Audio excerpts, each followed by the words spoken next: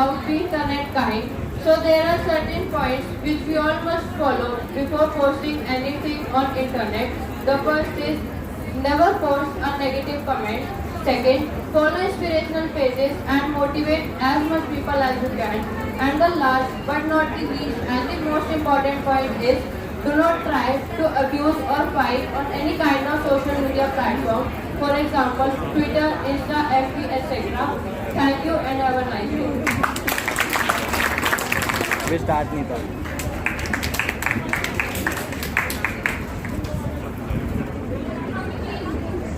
How to create a strong password.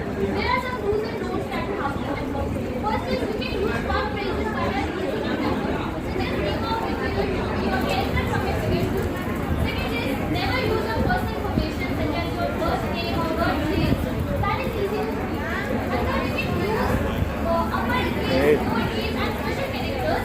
And that can make it faster and While making the password, please check that it is a strong password, so that and whenever you will be doing the online activity, you like bank transaction, you follow the HTTPS hypertext transfer protocol.